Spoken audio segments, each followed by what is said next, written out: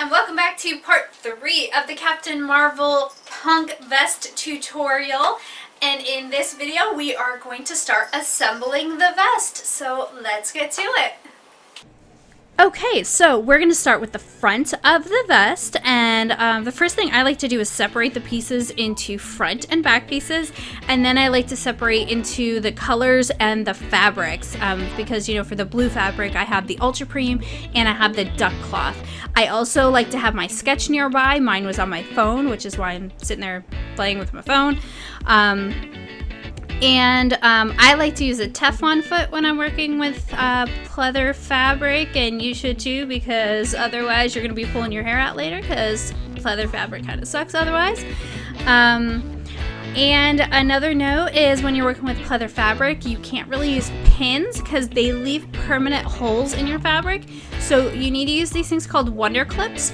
I don't actually have any because apparently I'm a terrible seamstress. I am working on that. I actually have some in my cart right now because I need to rectify this situation.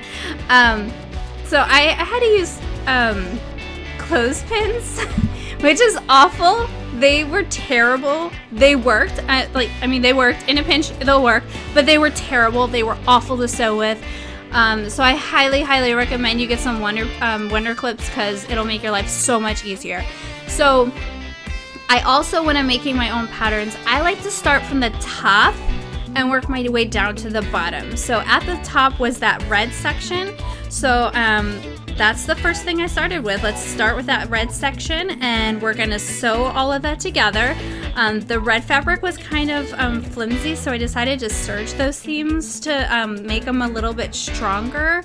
Also, in hindsight, I kind of wish I would have used interfacing in some way, either interfacing the whole thing, like the whole red piece as a whole, or maybe interfacing each individual pattern piece. I'm not really sure. But interfacing probably would have been a good idea. And I also like to put the pattern pieces at the top of the table kind of as a guide.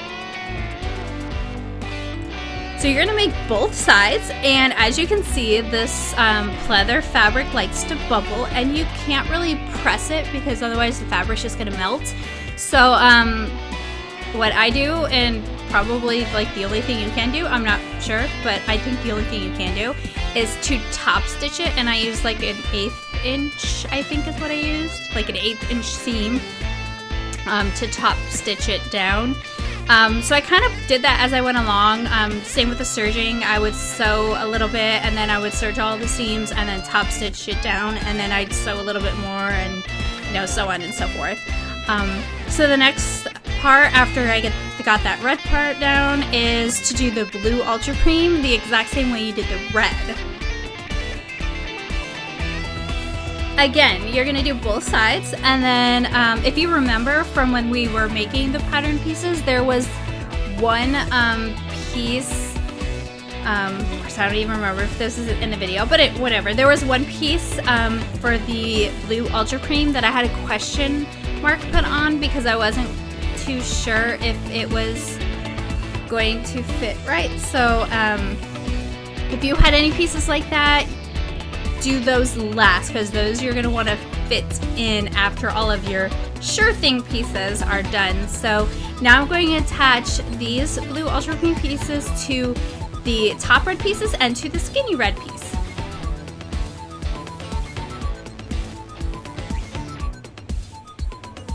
And again, once we have both sides done, now we're going to go ahead and do the matte blue, that duck cloth. We're going to sew all of those pieces together, and then we're going to sew that to the ultrapreme pieces. Be sure to serge all your pieces as you're going along, top stitch if you feel like doing it at that point. Then you're gonna go ahead and check that question mark piece. This was a big pain in the butt for me because it did not fit, and it didn't want to fit. I kind of had to keep sewing it in, removing it, sewing it in, removing it. You're gonna kind of fit that piece in as best you can. this kind of hard for me to explain because I'm not the best seamstress. I am in many ways still a beginner. So I apologize for that, but you know, try to get that piece to fit in as best you can, and then go ahead and sew it together.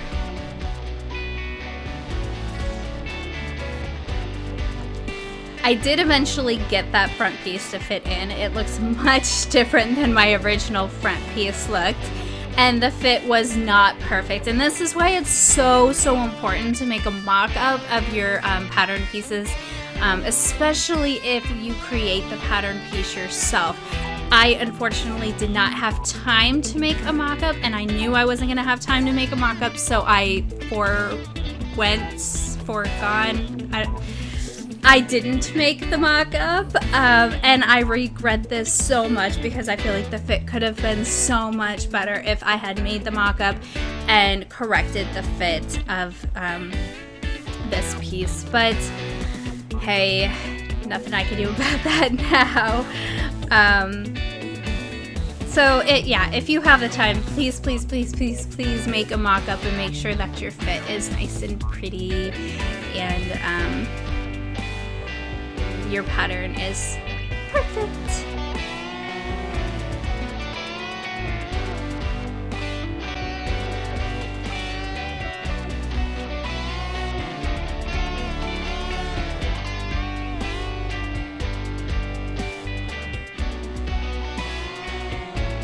So make sure again you're doing your top stitching. You do not have to do top stitching on the duck cloth because that is a fabric and you can just press that. I did not do top stitching on my duck cloth.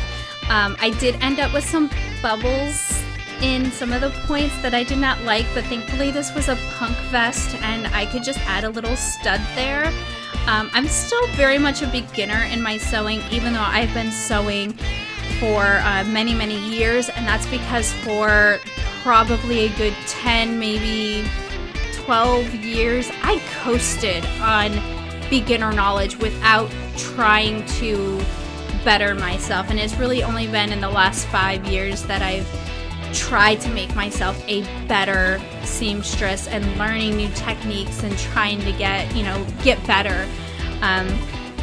So unfortunately, my sewing skills are not as good as they should be right now. Anyway, you're going to make the back the same way as you made the front, starting from the top to the bottom. And once your back is completely assembled, serged, and top stitched, you're then going to sew it to the front at the shoulders and the side seams, and then you're going to try it on and you're going to make some fitting adjustments if necessary. I am not going to walk you through how to make fitting adjustments because I could not do it appropriately. There are so many YouTube people out there who could explain how to properly fit a jacket or vest, because I imagine it's probably about the same, much better than I could. I could use the proper terminology and walk you through it in a much better video than I could in the couple of seconds I have left in this video. So I highly recommend that if you need some help fitting, that you find one of those videos and have them walk you through properly fitting your vest. And that's it for this video. The next video, I will show you how to add a lining and how to add the details, or I guess just walk you through how I added my details. You can add whatever details you want. And I think that might be the last video. I'll have to kind of look through my videos and see. So I will see you next time. Bye!